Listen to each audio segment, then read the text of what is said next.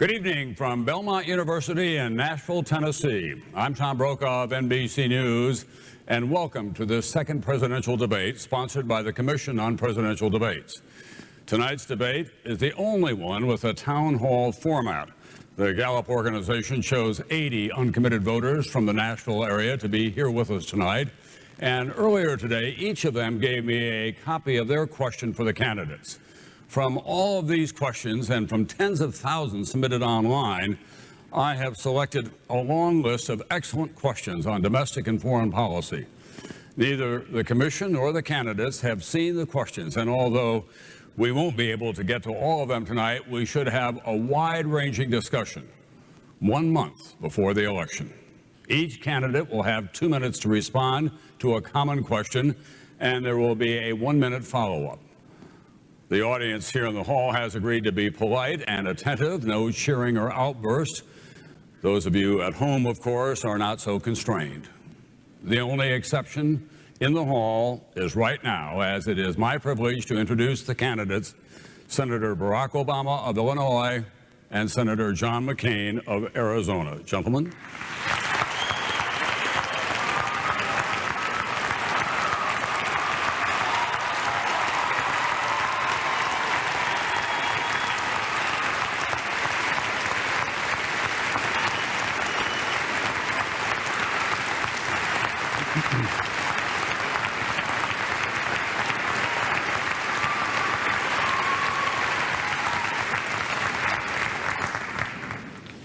Gentlemen, we want to get underway immediately if we can. Since you last met at Ole Miss 12 days ago, the world has changed a great deal, and not for the better. We still don't know where the bottom is at this time. As you might expect, many of the questions that we have from here in the hall tonight and from online have to do with the American economy and, in fact, with global economic conditions. I understand that you flipped a coin, and Senator Obama, you'll begin tonight. And we're going to have our first question from over here in Section A from Alan Schaefer. Alan? With the economy on the downturn and retired and older citizens and workers losing their incomes, what's the fastest, most positive solution to bail these people out of the economic ruin? Well, Alan, thank you very much for the question. I want to first, obviously, thank Belmont University. Tom, thank you. And to all of you who are participating tonight and those of you sent email questions in. I think everybody knows now we are in the worst financial crisis since the Great Depression. And a lot of you, I think, are worried about your jobs, your pensions, your retirement accounts, your ability to send your child or your grandchild to college. And I believe this is a final verdict on the failed economic policies of the last 8 years, strongly promoted by President Bush and supported by Senator McCain, that essentially said that we should strip away regulations, consumer protections, let the market run wild, and prosperity would rain down on all of us. It hasn't worked out that way. And so now we've got to take some decisive action. Now, step one was a rescue package that was passed last week. We've got to make sure that works properly. And that means strong oversight, making sure that investors, taxpayers are getting their money back and treated as investors. It means that we are cracking down on CEOs and making sure that they're not getting bonuses or golden parachutes as a consequence of this package. And in fact, we just found out that AIG, a company that got a bailout, just a week after they got help, went on a $400,000 junket. And I tell you what, the Treasury should demand that money back, and those executives should be fired. But that's only step one. The middle class need a rescue package, and that means tax cuts for the middle class. It means help for homeowners so that they can stay in their homes. It means that we are helping state and local governments set up road projects and bridge projects that keep people in their jobs. And then long-term, we've got to fix our healthcare system. We've got to fix our energy system that is putting such an enormous burden on families. You need somebody working for you, and you've got to have somebody in Washington who's thinking about the middle class and not just those who can afford to hire lobbyists. Senator McCain? Well, thank you, Tom. Thank you, Belmont University. And Senator Obama, it's good to be with you at a town hall meeting. And Alan, thank you for your question. You go to the heart of America's worries tonight. Americans are angry. They're upset. and they're a little fearful. It's our job to fix the problem. Now, I have a plan to fix this problem, and it's got to do with energy independence. We've got to stop sending $700 billion a year to countries that don't want us like us very much. We have to keep Americans' taxes low, all Americans' taxes low. Let's not raise taxes on anybody today. We obviously have to stop the spending spree that's going on in Washington. Do you know that we've laid a $10 trillion debt on these young Americans who are here with us tonight? $500 billion of it we owe to China. We've got to have a package of reforms, and it's got to lead to reform, prosperity, and peace in the world. And I think that this problem has become so severe, as you know, that we're going to have to do something about home values. You know that home values of retirees continues to decline, and people are no longer able to afford their mortgage payments. As President of the United States, Alan, I would order the Secretary of the Treasury to immediately buy up the bad home loan mortgages in America and renegotiate at the new value of those homes, at the diminished value of those homes, and let people be able to make those payments and stay in their homes. Is it expensive? Yes. But we all know, my friends, until we stabilize home values in America, we're never going to start turning around and creating jobs and fixing our economy. And we've got to give some trust and confidence back to America. I know how to do that, my friends, and it's my proposal. It's not Senator Obama's proposal. It's not President Bush's proposal. But I know how to get America working again, restore our economy, and take care of working Americans. Thank you. Senator, we have 1 minute for a discussion here. Obviously, the powers of the Treasury Secretary have been greatly expanded. The most powerful officer in the cabinet now. Hank Paulson says he won't stay on. Who do you have in mind to appoint to that very important post? Senator McCain? Not you, Tom. No, with good reason. You know, that's a tough question, and there's a lot of qualified Americans. But I think the first criteria, Tom, would have to be somebody who immediately Americans identify with. Immediately say, we can trust that individual. Supporter of Senator Obama's is Warren Buffett. He's already weighed in and helped stabilize some of the difficulties in the markets and with companies and corporations, institutions today. I like Meg Whitman.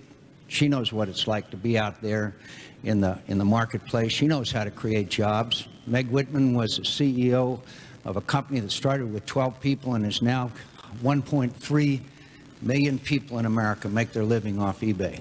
Maybe somebody here has done a little business with them. But the point is, it's going to have to be somebody who inspires trust and confidence. Because the problem in America today, to a large extent, Tom, is that we don't have trust and confidence in our institutions because of the corruption on Wall Street and the greed and excess and the cronyism in Washington, D.C. All right. Senator McCain, Senator Obama, who do you have in mind for Treasury Secretary?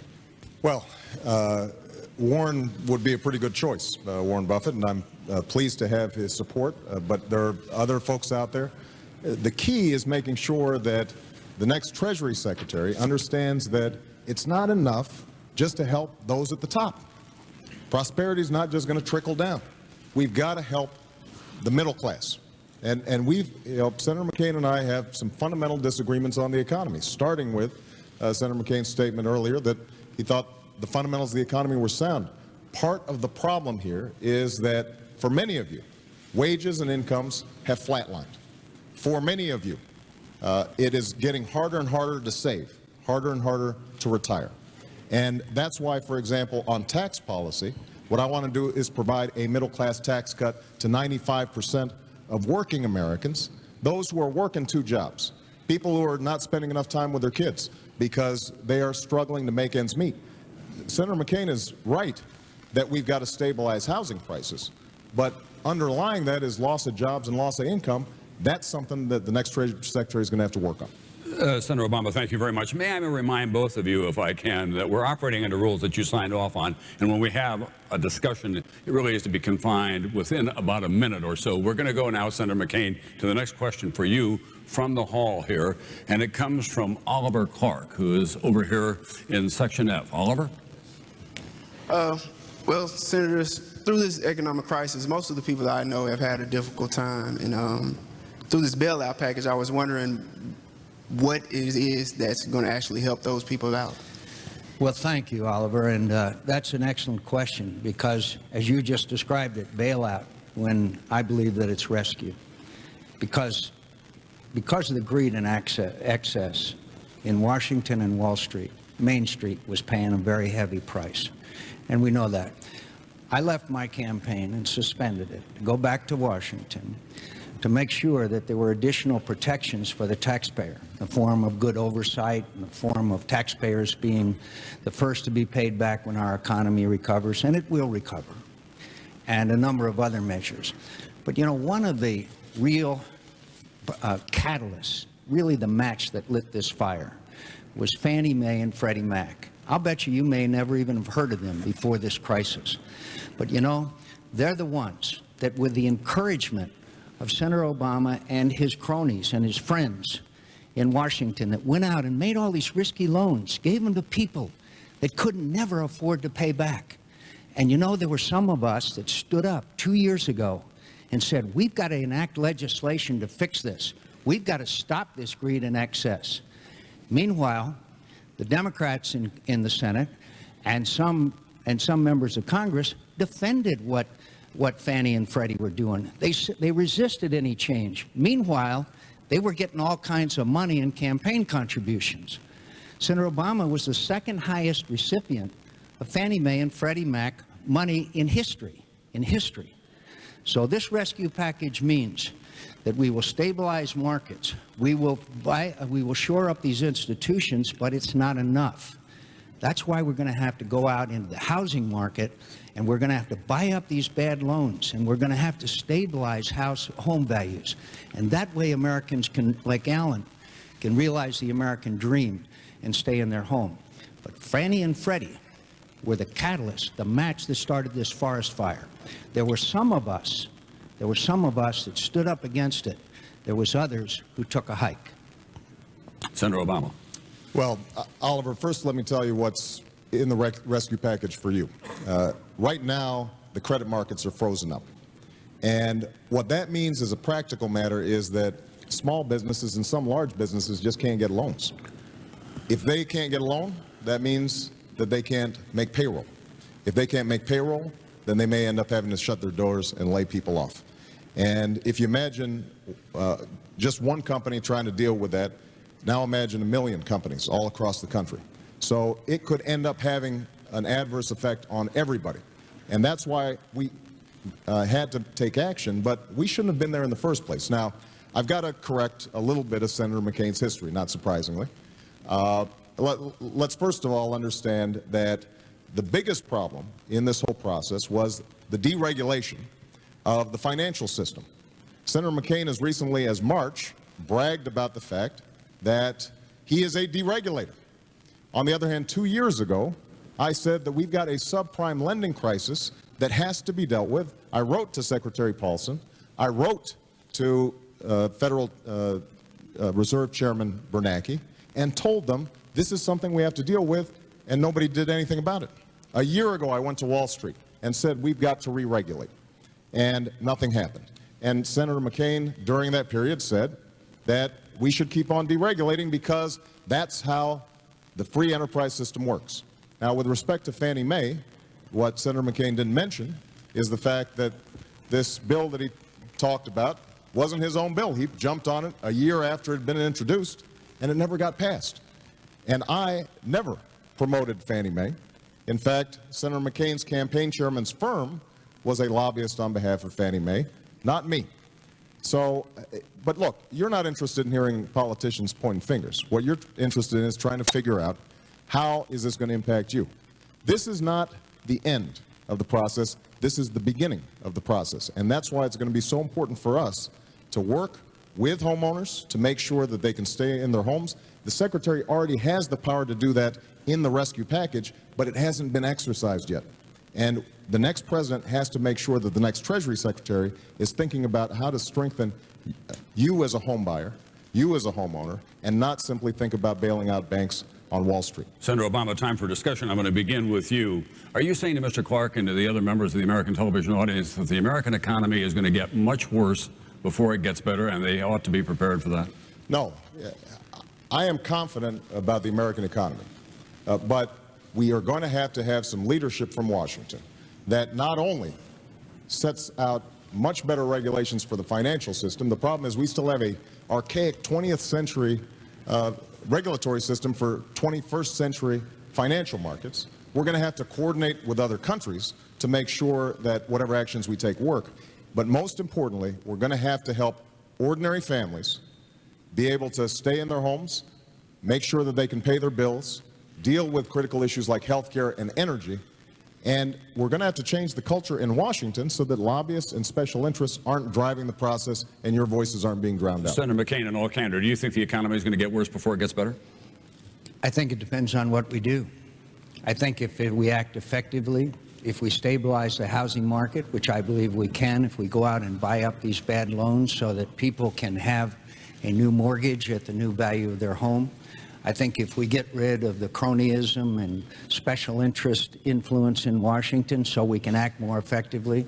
My friend, I'd like you to see the letter that a group of senators and I wrote warning exactly of this crisis. Senator Obama's name was not on that letter. The point is that we can fix our economy. Americans, workers, are the best in the world. They are the fundamental aspect of America's economy. They're the most innovative. They're the best, we're the best exporters, we're the best importers, they're most effective, they are the best workers in the world, and we got to give them a chance. We got to give them a chance to do their best again. And they are the innocent bystanders here in what is the biggest financial crisis and challenge of our time. We can do it. Thank you, Senator McCain. We're going to continue over in Section F, as it turns out. Senator Obama, this is a question from you, from Teresa Finch. Teresa? How can we trust either of you with our money when both parties got us into this global economic crisis? Well, look, I understand your frustration and your cynicism, because while you've been carrying out your responsibilities, most of the people here, you've got a family budget. If less money's coming in, you end up making cuts. Maybe you don't go out to dinner as much. Maybe you put off buying a new car. That's not what happens in Washington. And you're right, there's a lot of blame to go around. But I think it's important just to remember a little bit of history. When George Bush came into office, we had surpluses. And now we have a $500 billion deficit annually. When George Bush came into office, our debt, national debt, was around $5 trillion. It's now over $10 trillion. We've almost doubled it. And so, while it's true that nobody's completely innocent here, we have had, over the last 8 years, the biggest increases in deficit spending and national debt in our history. And Senator McCain voted for 4 out of 5 of those George Bush budgets. So here's what I would do. I'm going to spend some money on the key issues that we've got to work on. You may have seen your health care premiums go up. We've got to reform health care to help you and your budget. We are going to have to deal with energy because we can't keep on borrowing from the Chinese and sending money to Saudi Arabia. We are mortgaging our children's future. We've got to have a different energy plan. We've got to invest in college affordability. So we're going to have to make some investments, but we've also got to make spending cuts. And what I've proposed, you'll hear Senator McCain say, well, he's proposing a whole bunch of new spending, but actually I am cutting more than I'm spending, so that it will be a net spending cut. The key is whether or not we've got priorities that are working for you, as opposed to those who've been dictating policy in Washington lately, and that's mostly lobbyists and special interests. We've got to put an end to that. Senator McCain. Well, Teresa, thank you. And I can see why you feel that cynicism and mistrust, because the system in Washington is broken. And I have been a consistent reformer. I have advocated and taken on the special interest, whether they be the big money people by reaching across the aisle and working with Senator Feingold on campaign finance reform, whether it being a variety of other issues, working with Senator Lieberman on trying to address climate change. I have a clear record of bipartisanship. The situation today cries out for bipartisanship. Senator Obama has never taken on the leaders of his party on a single issue. And we need to reform. And so let's look at our records as well as our rhetoric. That's really part of your mistrust here. And now I suggest that maybe you go to some of these organizations that are the watchdogs of what we do, like the Citizens Against Government Waste or the National Taxpayers Union or these other organizations that watch us all the time. I don't expect you to watch every vote. And you know what you'll find? This is the most liberal big spending record in the United States Senate. I have fought against excessive spending and outrageous. I have fought to reduce the earmarks and eliminate them. Do you know that Senator Obama has voted for, is proposing $860 billion of new spending now? New spending. Do you know that he voted for every increase in spending that I saw come across the floor of the United States Senate while we were working to eliminate these pork barrel earmarks? He voted for nearly $1 billion in pork barrel earmark projects, including, by the way, $3 million for an overhead projector at a planetarium in Chicago, Illinois. My friends, do we need to spend that kind of money? I think you have to look at my record and you have to look at his. Then you have to look at our proposals for our economy. Not $860 billion in new spending, but for the kinds of reforms that keep people in their jobs, get middle-income Americans working again, and getting our economy moving again. You're going to be examining our proposals tonight and in the future. And energy independence is a way to do that, is one of them. And drilling offshore and nuclear power are two vital elements of that. And I've been supporting those, and I know how to fix this economy and eliminate our dependence on foreign oil and stop sending $700 billion a year overseas. Well, we've run out of time. We have this one-minute discussion period going on here. There are new economic realities out there that everyone in this hall and across this country understands that there are going to have to be some choices made. Health policies, energy policies, and entitlement reform. What are going to be your priorities, in what order? Which of those will be your highest priority your first year in office, and which will follow in sequence? Senator McCain. The three priorities were health. The three: health care, energy, and entitlement reform, Social Security and Medicare. In what order would you put them in terms of priorities? I think you can work on all three at once, Tom. I think it's very important that we reform our entitlement programs.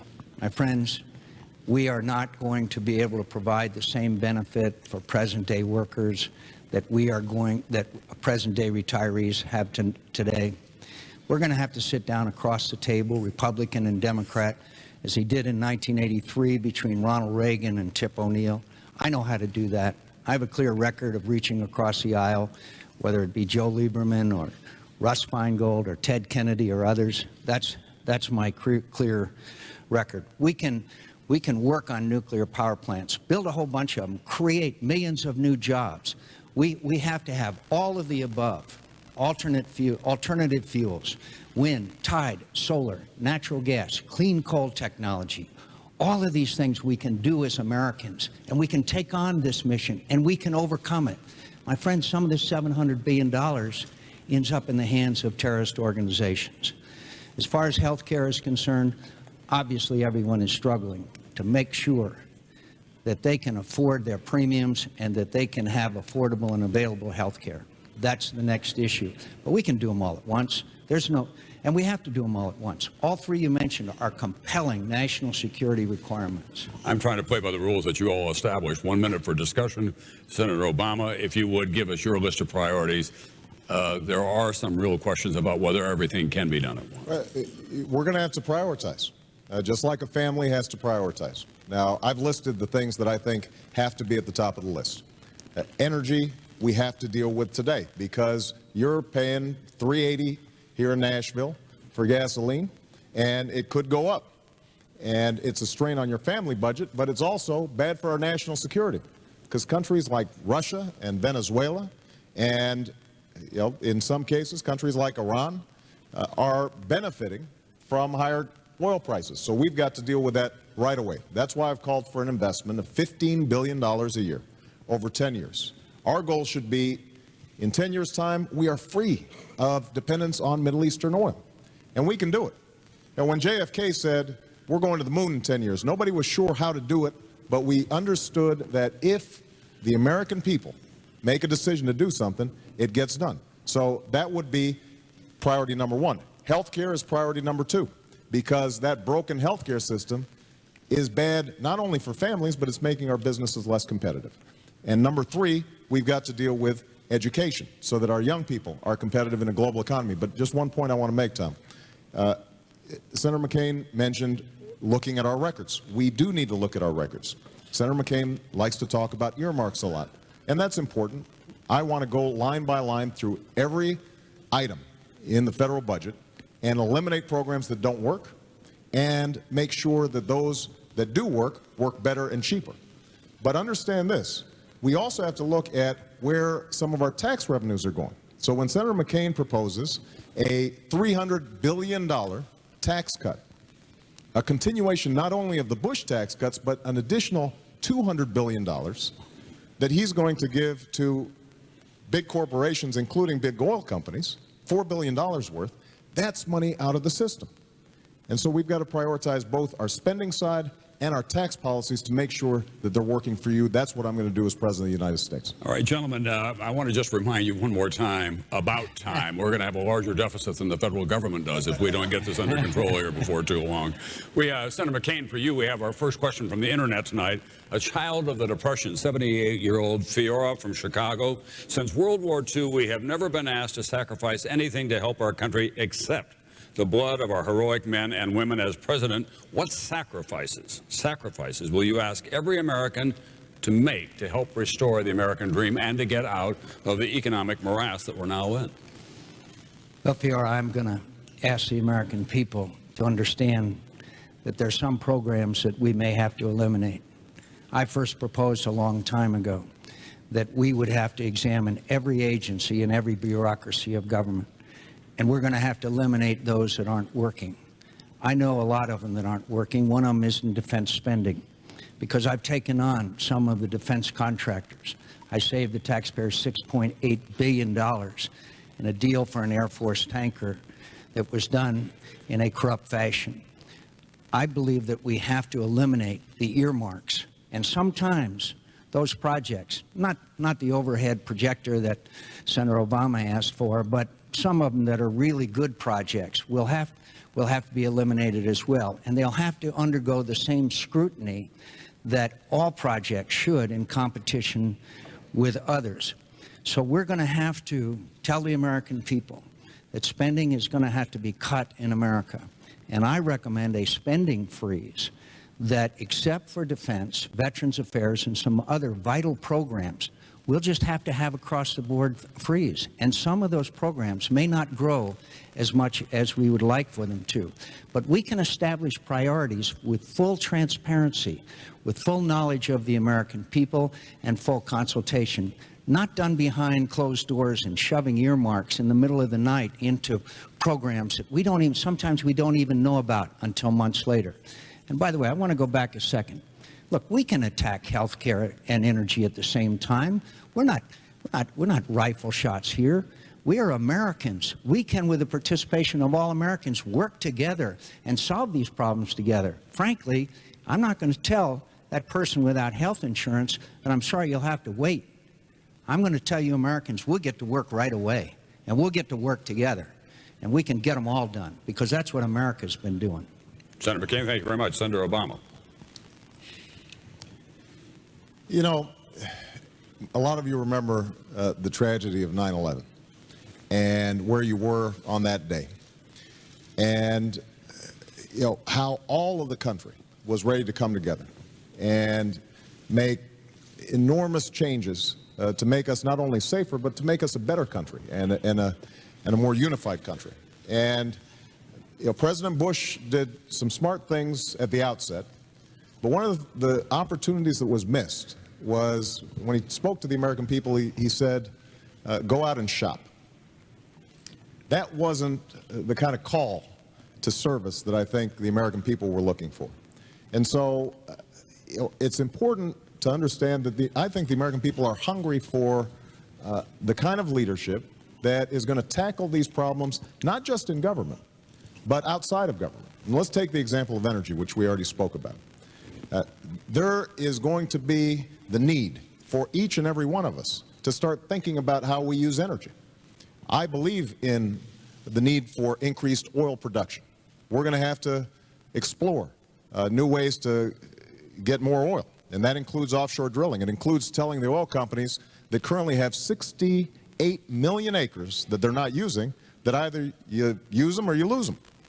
We're going to have to develop clean coal technology and safe ways to store nuclear energy. But each and every one of us can start thinking about how can we save energy in our homes and in our buildings. And one of the things I want to do is make sure that we're providing incentives so that you can buy a fuel-efficient car that's made right here in the United States of America, not in Japan or South Korea. Making sure that you are able to weatherize your home or make your business more fuel efficient, and that's going to require effort from each and every one of us. And the last point I just want to make, I think the young people of America are especially interested in how they can serve, and that's one of the reasons why I'm interested in doubling the Peace Corps, making sure that we are creating a volunteer corps all across this country that can be involved in their community, involved in military service, so that military families and our troops are not the only ones bearing the burden of renewing America. That's something that all of us have to be involved with, and that requires some leadership from Washington. Senator Obama, as we begin very quickly our discussion period, President Bush, you'll remember last summer, said that Wall Street got drunk. A lot of people now look back and think the federal government got drunk, and in fact the American consumers got drunk. How would you as president try to break those bad habits of too much debt and too much easy credit, specifically across the board for this country, not just at the federal level, but as a model for the rest of the country as well? Well, I think it starts with Washington. We've got to show that we've got good habits, because if we're running up trillion-dollar debts that we're passing on to the next generation, then a lot of people are going to think, well, you know what, there's easy money out there. It means, and I have to, again, repeat this, it means not just looking at the spending side, but also at the revenue side. I mean, Senator McCain has been talking tough about earmarks, and that's good. But earmarks account for about $18 billion of our budget. Now, when Senator McCain is proposing tax cuts that would give the average Fortune 500 CEO an additional $700,000 in tax cuts, that's not sharing a burden. And so part of the problem, I think, for a lot of people who are listening here tonight is they don't feel as if they are sharing the burden with other folks. I mean, it's tough to ask a teacher who's making $30,000 or $35,000 a year to tighten her belt when people who are making much more than her are living pretty high on the hog. And that's why I think it's important for the president to set a tone that says all of us are going to contribute, all of us are going to make sacrifices, and it means that, yes, we may have to cut some spending, although I disagree with Senator McCain about an across-the-board freeze. That's an example of an unfair burden sharing. That's using a hatchet to cut the federal budget. I want to use a scalpel so that people who need help are getting help, and those of us like myself and Senator McCain who don't need help aren't getting it. That's how we make sure that everybody is willing to make a few sacrifices. Senator McCain. Well, nailing down Senator Obama's various tax proposals is like nailing Jell-O to the wall. There's been 5 or 6 of them, and if you wait long enough, there'll probably be another one. But he wants to raise taxes. My friends, the last president to raise taxes during tough economic times was Herbert Hoover, and he practiced protectionism as well, which I'm sure we'll get to at some point. Last year, up to this time, we've lost 700,000 jobs in America. The only bright spot is that over 300,000 jobs have been created by small businesses. Senator Obama's secret that you don't know is that his tax increases will increase taxes on 50% of small business revenue. Small businesses across America will have to cut jobs and will have their taxes increase and won't be able to hire because of Senator Obama's tax policies. He said some time ago, he said he would forgo his tax increases if the economy was bad. I got some news, Senator Obama. The news is bad. So let's not raise anybody's taxes, my friends, and make it be very clear to you, I am not in favor of tax cuts for the wealthy. I am in favor of leaving the tax rates alone and reducing the tax burden on middle-income Americans by doubling your tax exemption for every child from $3,500 to $7,000, to giving every American a $5,000 refundable tax credit and go out and get the health insurance you want, rather than mandates and fines for small businesses, as Senator Obama's plan calls for. And let's create jobs and let's get our economy going again, and let's not raise anybody's taxes. Senator Obama, we have another question from the internet. Tom, can I respond to this briefly? Well, look, guys, the rules were established by the two campaigns. We worked very hard on this. Right. This will address, I think, the next question. The tax issue, because I think it's very important. Go ahead. There are lots of issues that we're going to be dealing with here tonight. We have a question from Langdon in Ballston Spa, New York, and that's about huge unfunded obligations for Social Security, Medicare, and other entitlement programs that will soon eat up all the revenue that's in place and then go into a deficit position. Since the rules are pretty loose here, I'm going to add my own to this one. Instead of having a discussion, let me just ask you as a coda to that. Would you give Congress a date certain to reform Social Security and Medicare within 2 years after you take office? Because in a bipartisan way, everyone agrees that's a big ticking time bomb that will eat us up, maybe even more than the mortgage crisis. Well, Tom, we're going to have to take on entitlements, and I think we've got to do it quickly. We're going to have a lot of work to do, so I can't guarantee that we're going to do it in the next 2 years, but I'd like to do it in my first term as president. But I think it's important to understand we're not going to solve Social Security and Medicare unless we understand the rest of our tax policies. And, Senator McCain, I think, the straight talk express lost a wheel on that one. So let's be clear about my tax plan and Senator McCain's, because we're not going to be able to deal with entitlements unless we understand the revenues coming in. I want to provide a tax cut for 95% of Americans. 95%. If you make less than $250,000 a year, you will not see a single dime of your taxes go up. If you make $200,000 a year or less, your taxes will go down. Now, Senator McCain talks about small businesses. Only a few percent of small businesses make more than $250,000 a year. So the vast majority of small businesses would get a tax cut under my plan. And we provide a 50% tax credit so that they can buy health insurance for their workers, because there are an awful lot of small businesses that I meet all across America that want to do right by their workers, but they just can't afford it. Some small business owners, a lot of them, can't even afford health insurance for themselves. Now, in contrast, Senator McCain wants to give a $300 billion tax cut, to 200 of it to the largest corporations, and 100,000 of it, 100 billion of it, going to people like CEOs on Wall Street. He wants to give the average Fortune 500 CEO an additional $700,000 in tax cuts. That is not fair, and it doesn't work. Now, if we get our tax policies right so that they're good for the middle class, if we reverse the policies of the last 8 years that got us into this fix in the first place and that Senator McCain supported, then we are going to be in a position to deal with Social Security and deal with Medicare, because we will have a health care plan that actually works for you, reduces spending and costs over the long term, and Social Security that is stable and solvent for all Americans and not just some. Senator McCain, 2 years for reform of entitlement programs? I'll answer the question. Look, it's not that hard to fix Social Security, Tom. It's just tough decisions. I want to get to Medicare in a second.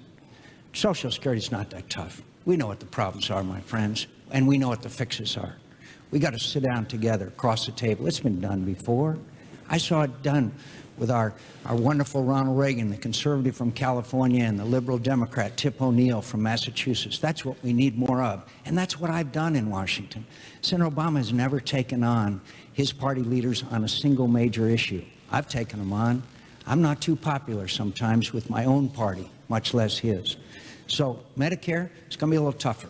It's going to be a little tougher because we're talking about very complex and difficult issues.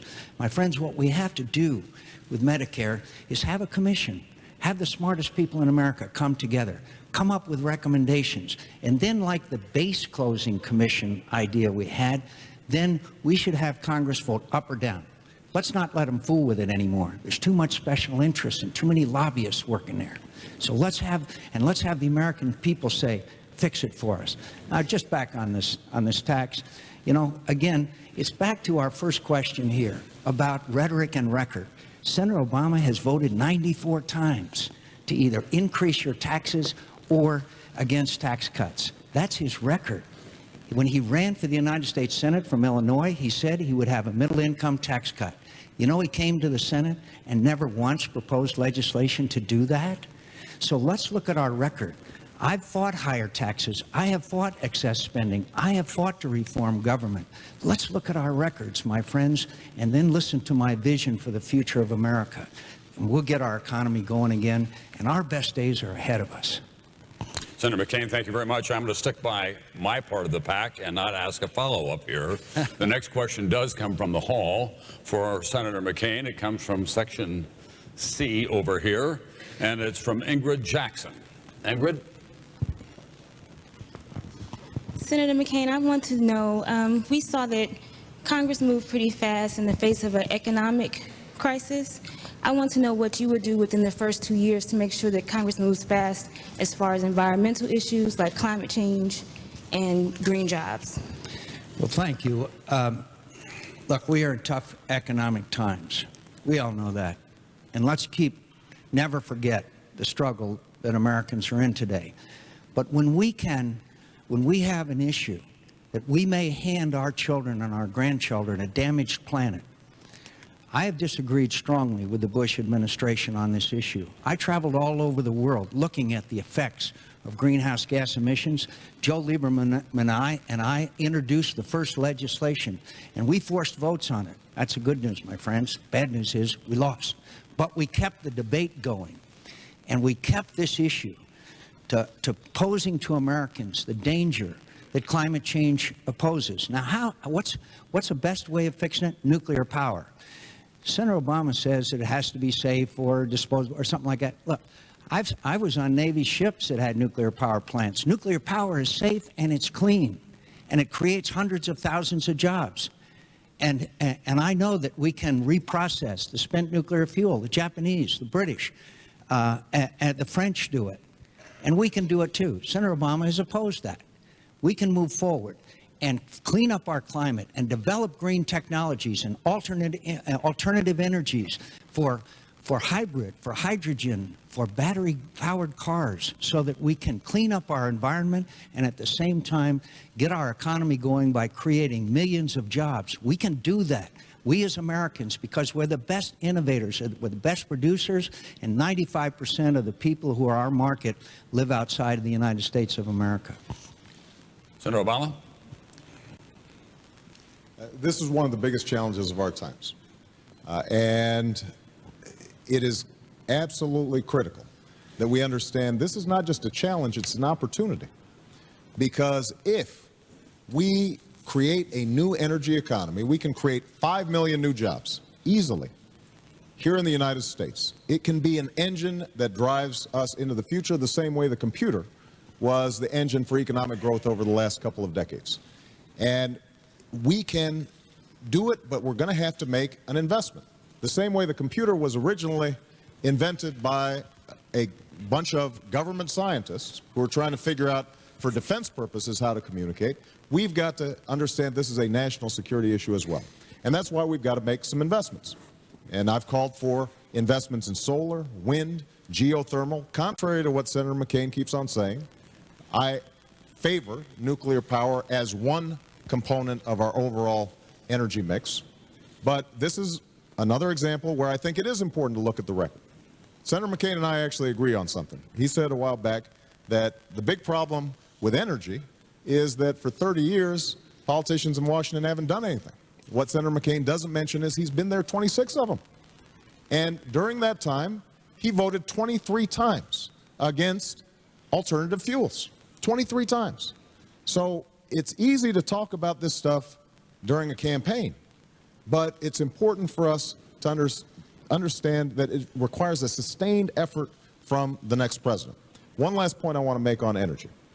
Senator McCain talks a lot about drilling, and that's important, but we have 3% of the world's oil reserves, and we use 25% of the world's oil. So what that means is that we can't simply drill our way out of the problem. And we're not going to be able to deal with the climate crisis if our only solution is to use more fossil fuels that create global warming. We're going to have to come up with alternatives, and that means that the United States government is working with the private sector to fund the kind of innovation that we can then export to countries like China that also need energy and are setting up one coal-powered plant a week. We've got to make sure that we're giving them the energy that they need, or helping them to create the energy that they need.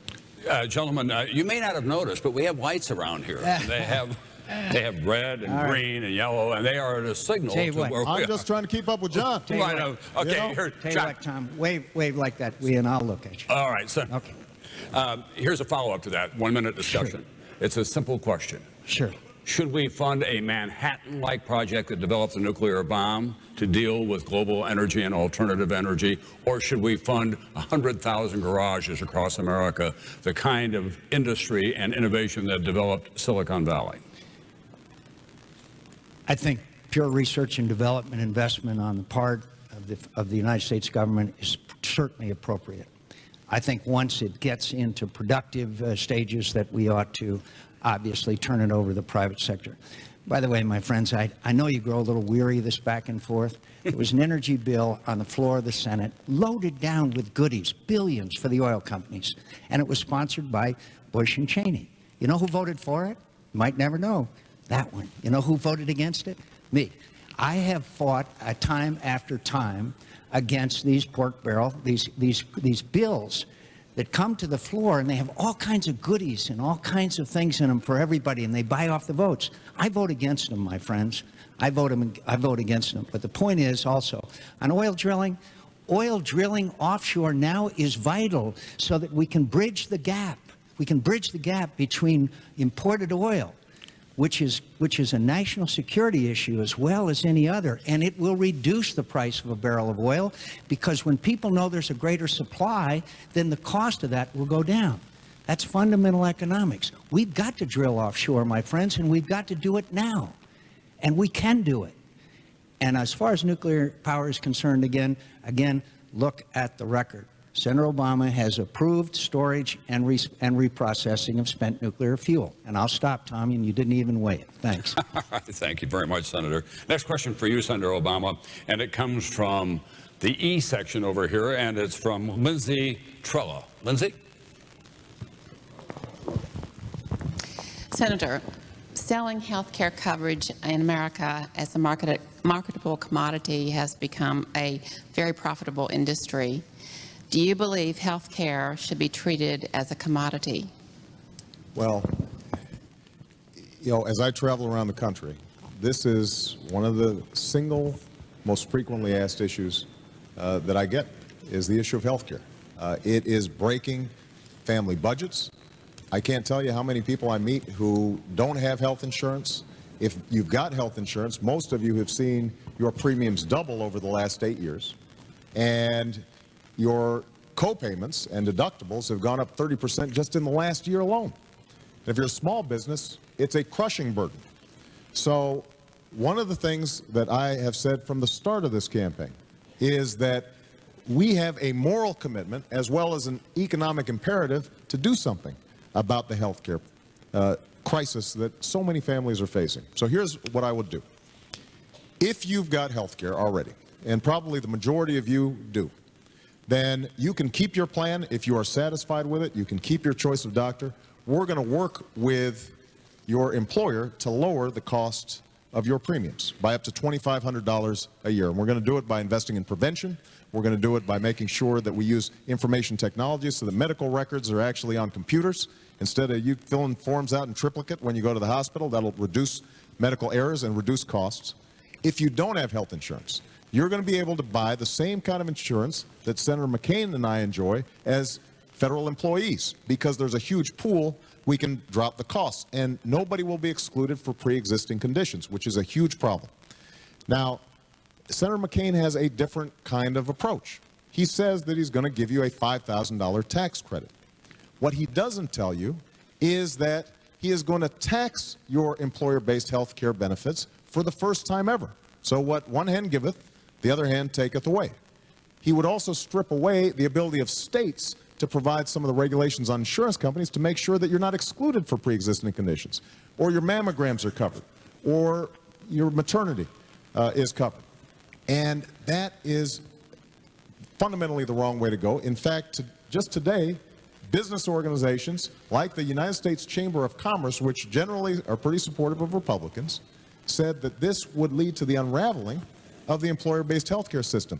That, I don't think, is the kind of change that we need. We've got to have somebody who's fighting for patients and making sure that you get decent, affordable health care, and that's something that I'm committed to doing as president. Senator McCain.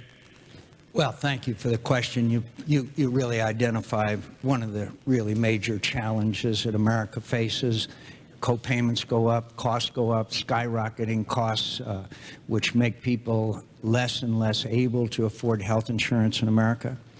And we need to do all of the things that are necessary to make it more efficient. Let's put health records online. That'll reduce medical errors, as they call them. Let's have community health centers. Let's have walk-in clinics. Let's do a lot of things to impose efficiencies. But what is at stake here in this healthcare issue is the fundamental difference between myself and Senator Obama. As you notice, he starts talking about government. He starts that government will do this, and government will do that, and then government will, and he'll impose mandates. If you're a small business person and you don't insure your employees, Senator Obama will fine you. Will fine you. That's remarkable. If you're a parent and you're struggling to get health insurance for your children, Senator Obama will fine you. I want to give every American a $5,000 refundable tax credit. They can take anywhere across state lines. Why not? Don't we go across state lines when we purchase other things in America? Of course it's okay to go across state lines, because in Arizona, they may offer a better plan that suits you best than it does here in Tennessee. And if you do the math, those people who have employer-based health benefits, if you put the tax on it, and you have what's left over, and you add $5,000 that you're going to get as a refundable tax credit, do the math. 95% of the American people will have increased funds to go out and buy the insurance of their choice and to shop around and to get. All those people will be covered except for those who have these gold-plated Cadillac kinds of policies, you know, like hair transplants. I might need one of those myself. But the point is that we have got to give people choice in America and not mandate things on them, and give them the ability. Every parent I know would acquire health insurance for their children if they could. Obviously, small business people want to give their employees health insurance. Of course, they all want to do that. We've got to give them the wherewithal to do it. We can do it by giving them, as a start, a $5,000 refundable tax credit to go around and get the health insurance policy of their choice. Quick discussion. Is health care in America a privilege, a right, or a responsibility? Senator McCain? I think it's a responsibility in this respect, in that we should have available and affordable health care to every American citizen, to every family member. And with the plan that I have, that will do that. But government mandates, I'm always a little nervous about. But it is certainly my responsibility. It is certainly small business people and others. And they understand that responsibility. American citizens understand that. Employers understand that. But they certainly are a little nervous when Senator Obama says, if you don't get the health care policy that I think you should have, that you're going to get fined. And by the way, Senator Obama has never mentioned how much that fine might be. Perhaps we might find that out tonight. Well, why don't let's talk about this, Tom, because there was just a lot of stuff out there. Privilege, right, and responsibility. Well, Start with that. I think it should be a right for every American in a country as wealthy as ours, for us to have people who are going bankrupt because they can't pay their medical bills. For my mother to die of cancer at the age of 53 and have to spend the last months of her life in a hospital room arguing with insurance companies because they're saying that this may be a pre-existing condition and they don't have to pay her treatment, there's something fundamentally wrong about that. So let me just talk about this fundamental difference. And Tom, I know that we're under time constraints, but Senator McCain threw a lot of stuff out there. Number one, let me just repeat. If you've got a health care plan that you like, you can keep it. All I'm going to do is help you to lower the premiums on it. You'll still have choice of doctor. There's no mandate involved. Small businesses are not going to have a mandate. What we're going to give you is a 50% tax credit to help provide health care for those that you need. Now, it's true that I say that you are going to have to make sure that your child has health care because children are relatively cheap to insure, and we don't want them going to the emergency room for treatable illnesses like asthma. And when Senator McCain says that he wants to provide children health care, what he doesn't mention is he voted against the expansion of the children's health insurance program that is responsible for making sure that so many children who didn't have previously health insurance have it now. Now, the final point I'll make is on this whole issue of government intrusion and mandates. It is absolutely true that I think it is important for government to crack down on insurance companies that are cheating their customers, that don't give you the fine print. So you end up thinking that you're paying for something, and when you finally get sick and you need it, you're not getting it. And the reason that it's a problem to go shopping state by state, you know what insurance companies will do? They will find a state, maybe Arizona, maybe another state, where there are no requirements for you to get cancer screenings, where there are no requirements for you to have to get pre-existing conditions. And they will all set up shop there. That's how in banking it works. Everybody goes to Delaware because they've got pretty loose laws when it comes to things like credit cards. And in that situation, what happens is that the protections you have, the consumer protections that you need, you're not going to have available to you. That is a fundamental difference that I have with Senator McCain. He believes in deregulation in every circumstance. That's what we've been going through for the last 8 years. It hasn't worked, and we need fundamental change. Senator, we want to move on now. We come back to the hall here. We're going to shift gears here a little bit, and we're going to go to foreign policy and international matters if we can. Before we leave that, did we hear the size of the fine? Phil Elliott is over here in this section, and Phil Elliott has a question for Senator McCain. Phil? Yes, Senator McCain. How will all the recent economic stress affect our nation's ability to act as a peacemaker in the world? Well, I thank you for that question because there's no doubt that history shows us that nations that are strong militarily over time have to have a strong economy as well. And that is one of the challenges that America faces. But having said that, America, and we'll hear a lot of criticism, I've heard a lot of criticism about America and our national security policy and all that, and much of that criticism is justified. But the fact is, America is the greatest force for good in the history of the world. My friends, we have gone to all four corners of the earth and shed American blood in defense usually of somebody else's freedom and our own. So we are peacemakers and we're peacekeepers. But the challenge is to know when the United States of America can beneficially affect the outcome of a crisis, when to go in and when not, when American military power is worth the expenditure of our most precious treasure. And that question can only be answered with someone with the knowledge and the experience and the judgment to know when our national security is not only at risk, but where the United States of America can make a difference in preventing genocide, in preventing the spread of terrorism, in doing the things that the United States has done. Not always well, but we've done because we're a nation of good. And I am convinced that my record, going back to my opposition from sending the Marines to Lebanon, to supporting our efforts in Kosovo and Bosnia and the first Gulf War, and my judgment, I think, is something that I'm a record that I'm willing to stand on.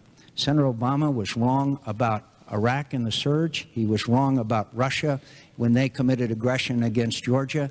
And in his short career, He does not understand our national security challenges. We don't have time for on-the-job training, my friend.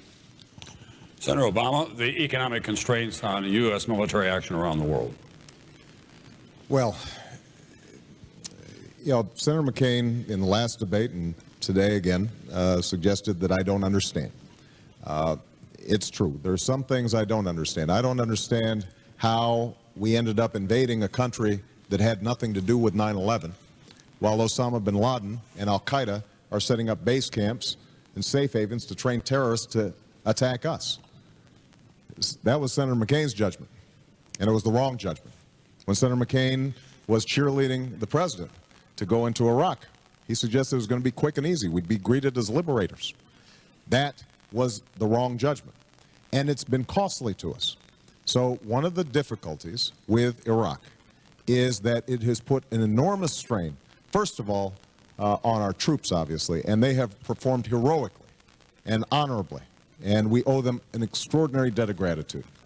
But it's also put an enormous strain on our budget. We've spent, so far, close to $700 billion, and if we continue on the path that we're on, as Senator McCain is suggesting, it's going to go well over $1 trillion. We're spending $10 billion a month in Iraq at a time when the Iraqis have a $79 billion surplus. $79 billion. And we need that $10 billion a month here in the United States to put people back to work, to do all these wonderful things that Senator McCain suggested we should be doing, but has not yet explained how he would pay for. Now, Senator McCain and I do agree. This is the greatest nation on earth. We are a force of good in the world. But there has never been a nation in the history of the world that saw its economy decline and maintained its military superiority. And the strains that have been placed on our alliances around the world and the respect that's been diminished over the last 8 years has constrained us in able to act on something like the genocide in Darfur because we don't have the resources or the allies to do everything that we should be doing. That's going to change when I'm president, but we can't change it unless we fundamentally change Senator McCain's and George Bush's foreign policy. It has not worked for America. Senator Obama, let me ask you, let's see if we can establish tonight the Obama doctrine and the McCain doctrine for the use of United States combat forces in situations where there's a humanitarian crisis, but it does not affect our national security. Take the Congo, where 4.5 million people have died since 1998, or take Rwanda in the earlier and dreadful days, or Somalia. What is the Obama doctrine for use of force that the United States would send when we don't have national security issues at stake? Well, we may not always have national security issues at stake, but we have moral issues at stake. If we could have intervened effectively in the Holocaust, who among us would say that we had a moral obligation not to go in?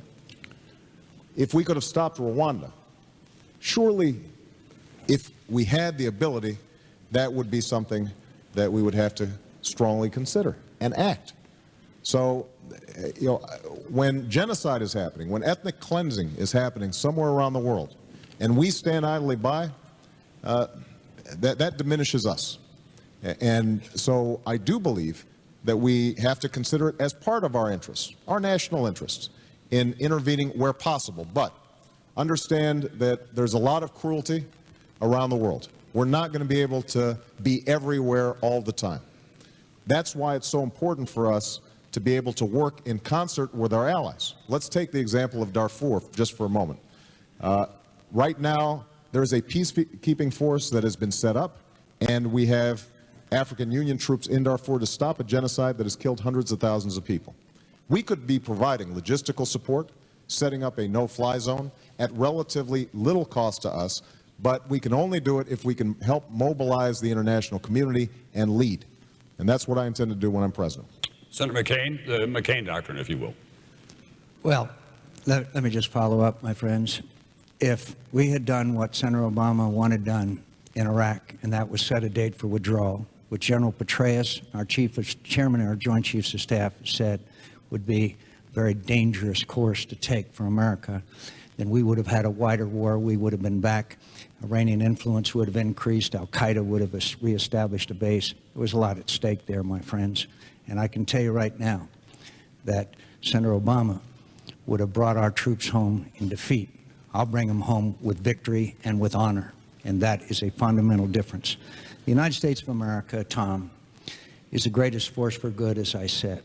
And we must do whatever we can to prevent genocide, whatever we can to prevent these terrible calamities that we have said never again. But it also has to be tempered with our ability to beneficially affect the situation. That requires a cool hand at the tiller. This requires a person who understands what the limits of our capability are. We went in to Somalia as a peacemaking organization. We ended up trying to be, as peacekeeping organization. We ended up trying to be peacemakers, and we ended up having to withdraw in humiliation.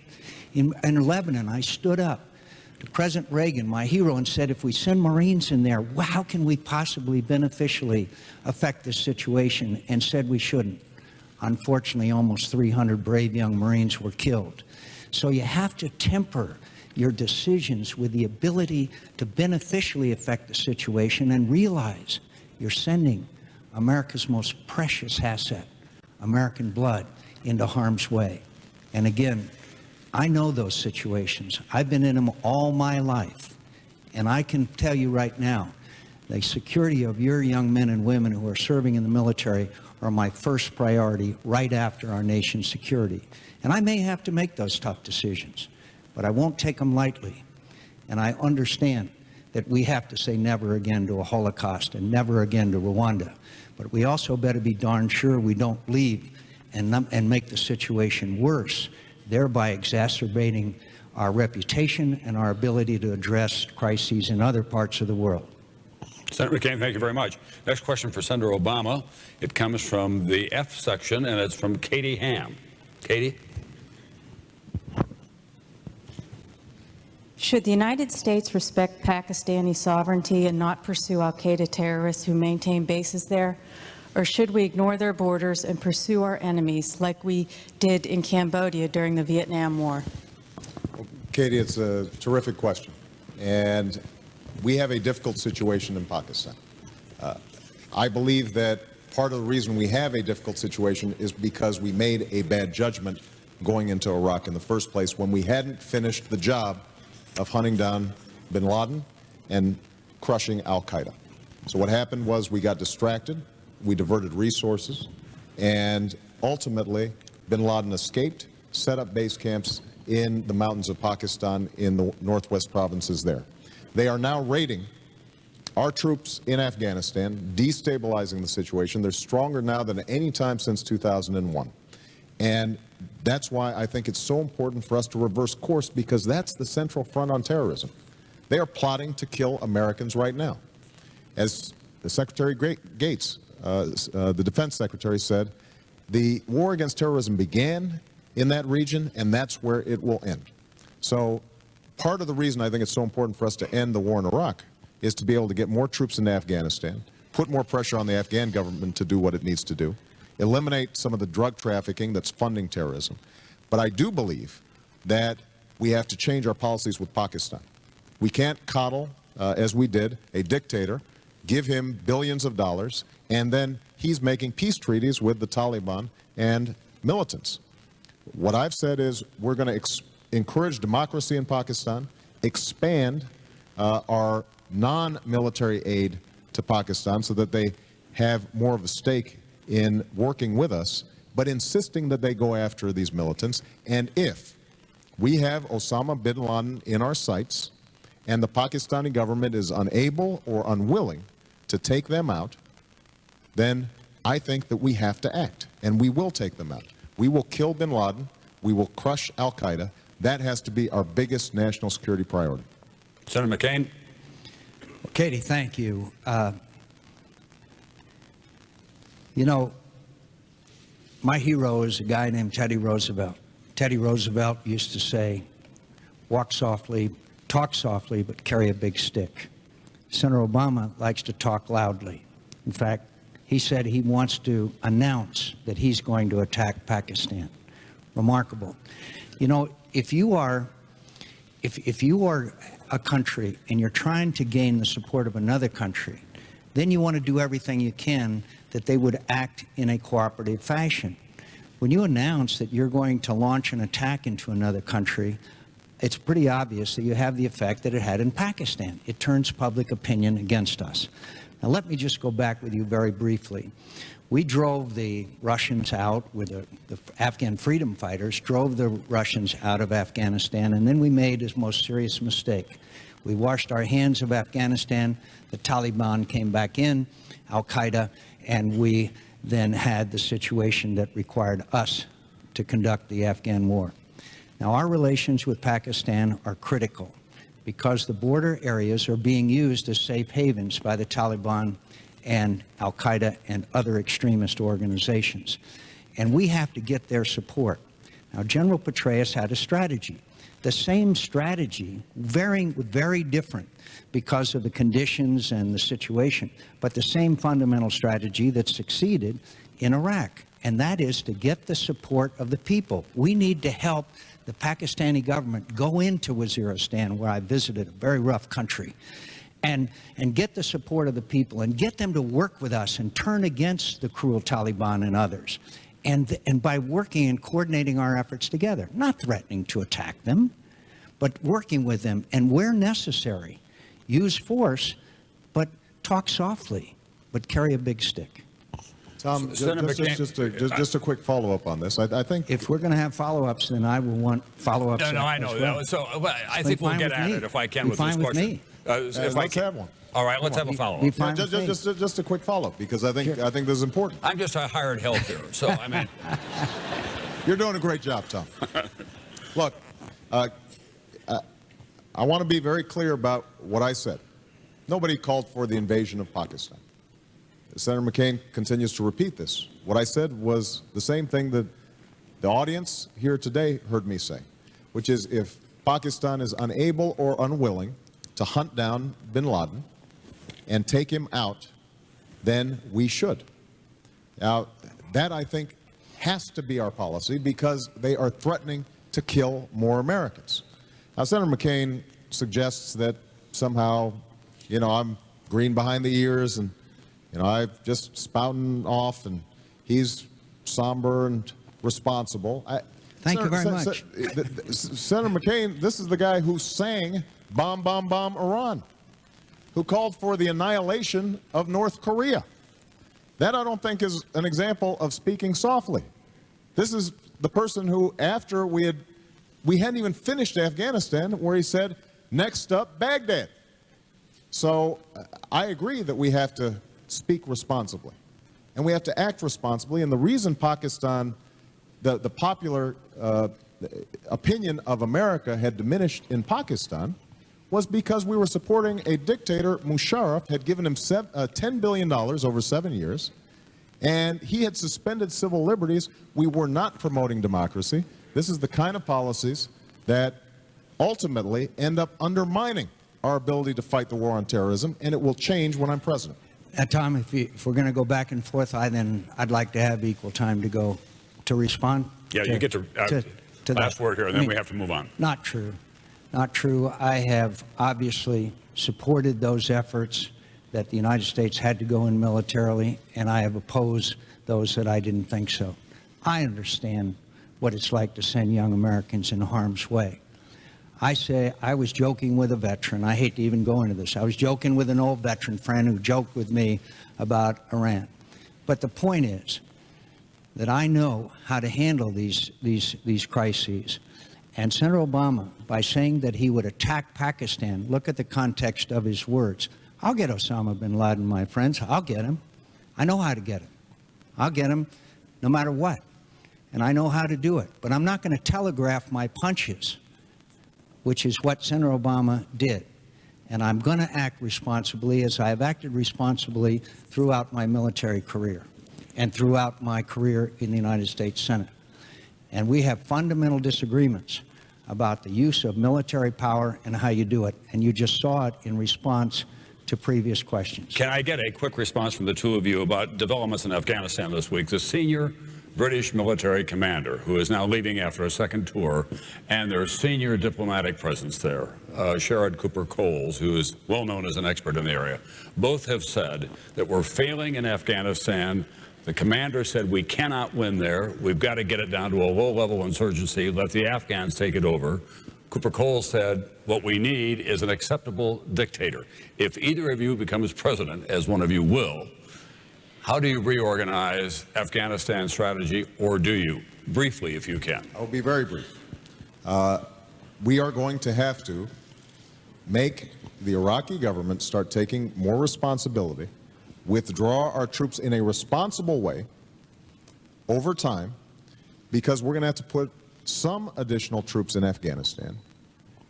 General McKiernan, the commander in Afghanistan right now, is desperate for more help because our bases and outposts are now targets for more aggressive Afghan or Taliban offensives. We're also going to have to work with the Karzai government, and when I met with President Karzai, I was very clear that you are going to have to do better by your people in order for us to gain the popular support that's necessary. I don't think he has to be a dictator. We want a democracy in Afghanistan, but we have to have a government that is responsive to the Afghan people, and frankly, it's just not responsive right now. Senator McCain, briefly. General Petraeus has just taken over a position of responsibility where he has the command and will really set the tone for the strategy and tactics that are using. I've had conversations with him. It is the same overall strategy. Of course, we have to do some things tactically, some of which Senator Obama is correct on.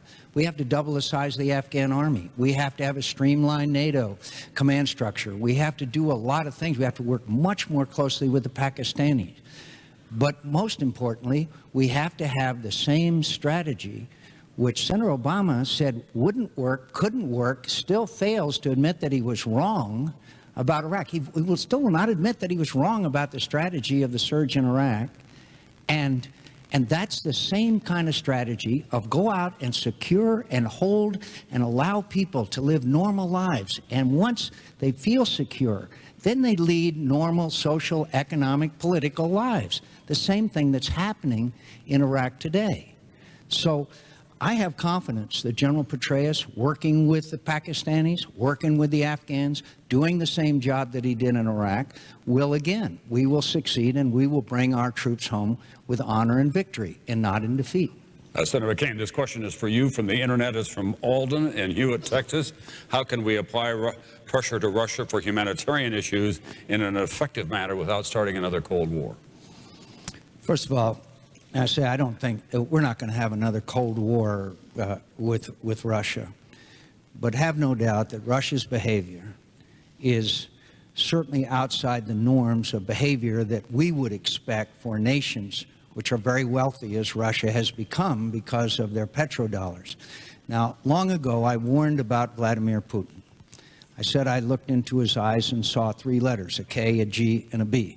He has surrounded himself with former KGB apparatchiks. He has gradually repressed most of the liberties that we would expect for nations to observe, and he has exhibited most aggressive behavior, obviously in Georgia.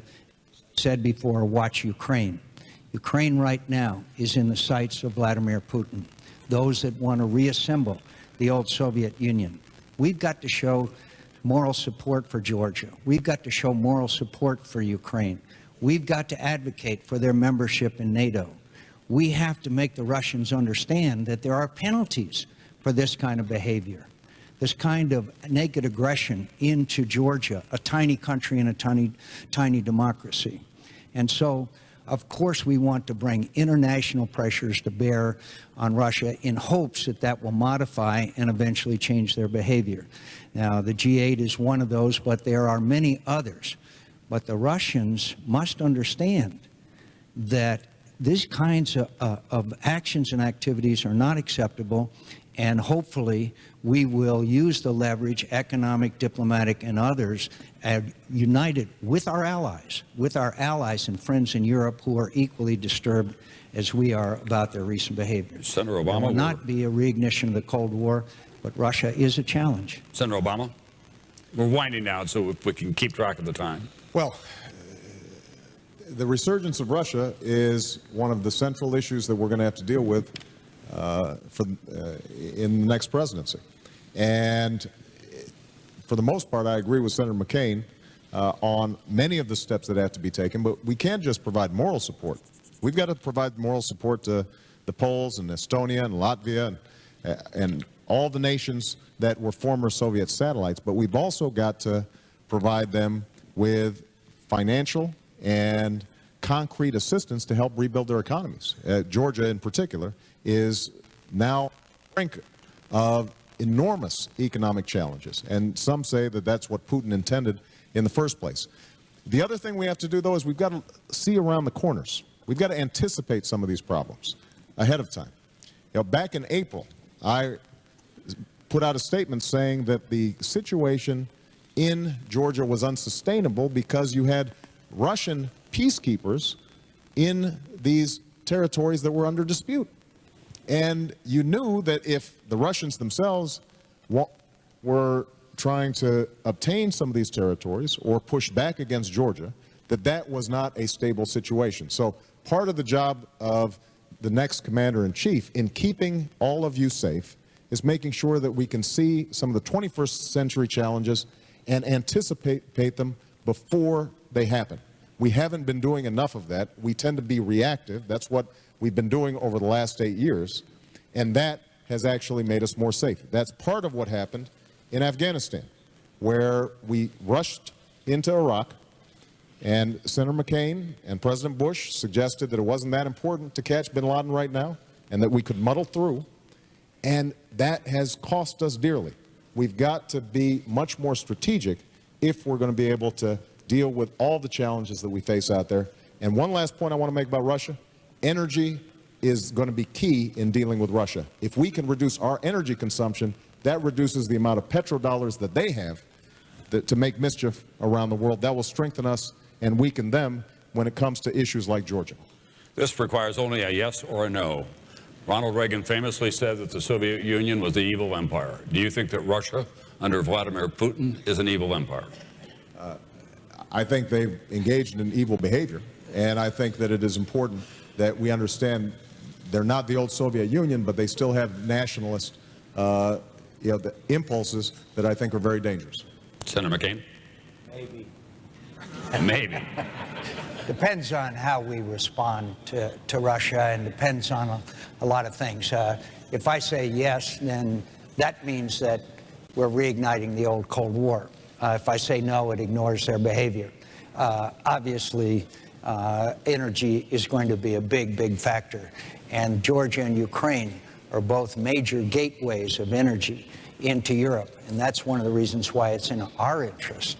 But the Russians, I think we can deal with them. But they got to understand that they're facing a very firm and determined United States of America that will defend our interests and that of other countries in the world. All right, we're going to try to get in 2 more questions if we can, so we have to move along. Over in Section A, Terry Shirey. Do I have that right, Terry? Senator, as a retired Navy chief, my thoughts are often with those who serve our country. I know both candidates, both of you expressed support for Israel. If despite your best diplomatic efforts, Iran attacks Israel, would you be willing to commit U.S. troops in support and defense of Israel, or would you wait on approval from the UN Security Council? Well, thank you, Terry, and thank you for your service to the country. I want to say everything I ever learned about leadership, I learned from a Chief Petty Officer, and I thank you. And I thank you, my friend. Thanks for serving. Let me say that we obviously would not wait for the United Nations Security Council. I think the realities are that both Russia and China would probably pose significant obstacles. And our challenge right now is the Iranians continue on the path to acquiring nuclear weapons. And it's a great threat. It's not just a threat to the state of Israel. It's a threat to the stability of the entire Middle East. If Iran acquires nuclear weapons, all the other countries will acquire them too. The tensions will be ratcheted up. What would you do if you were the Israelis and the president of a country says that they are determined to wipe you off the map, calls your country a stinking corpse? Now, Senator Obama, without precondition, wants to sit down and negotiate with them. Without preconditions. That's what he stated. Again, a matter of record. I want to make sure that the Iranians that we put enough pressure on the Iranians by joining with our allies, imposing significant, tough sanctions to modify their behavior. And I think we can do that. I think joining with our allies and friends in a league of democracies, that we can effectively abridge their behavior, and hopefully they would abandon this quest that they are on for nuclear weapons. But at the end of the day, my friend, I have to tell you again, and you know what it's like to serve, and you know what it's like to sacrifice, but we can never allow a second Holocaust to take place. Senator Obama.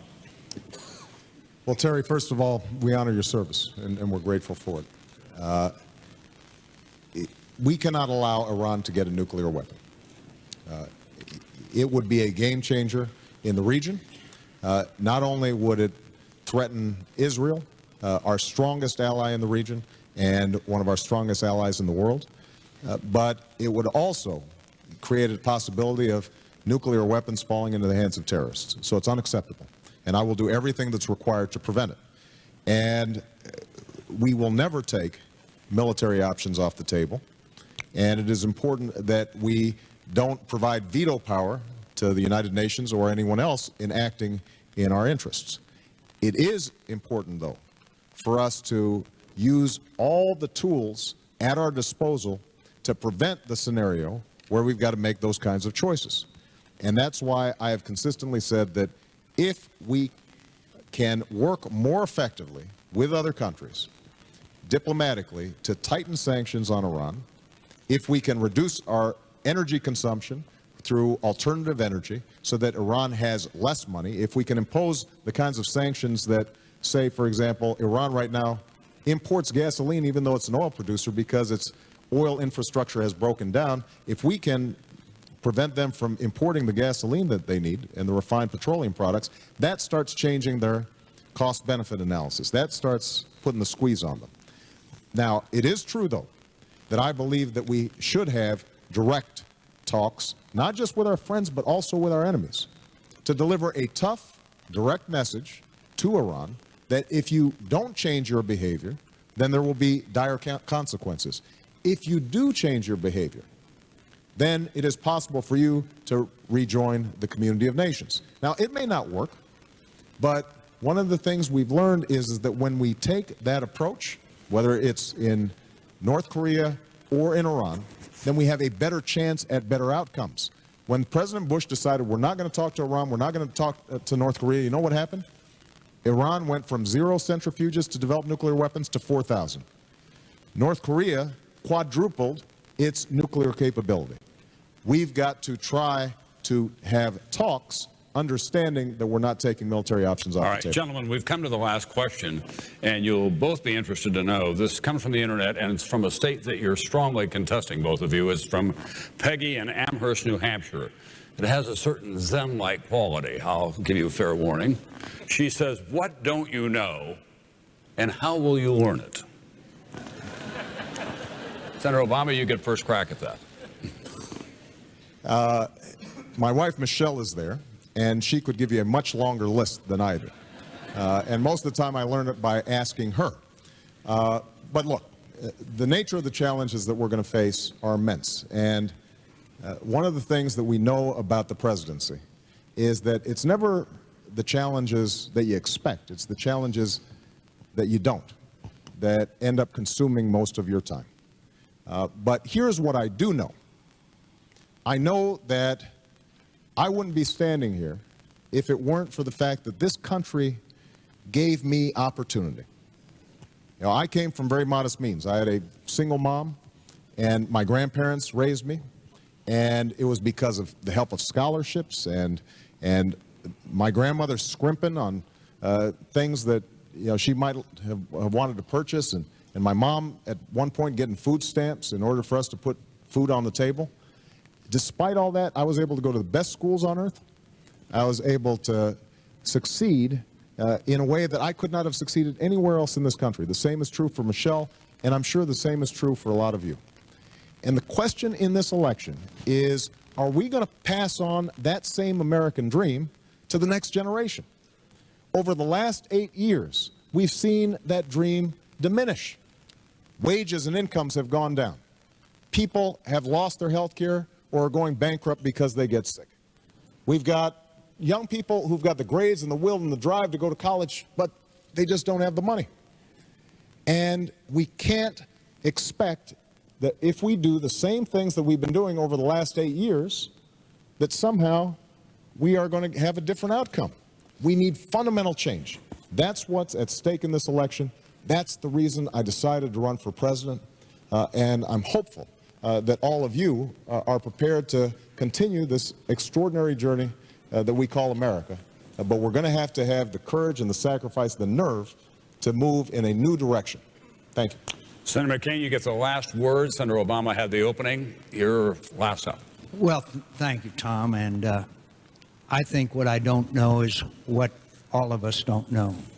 And that's what's going to happen both here at home and abroad. The challenges that we face are unprecedented. Americans are hurting tonight in a way they have not in our generation.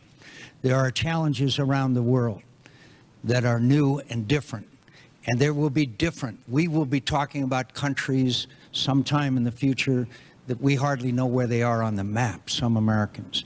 So what I don't know is what the unexpected will be. But I have spent my whole life serving this country.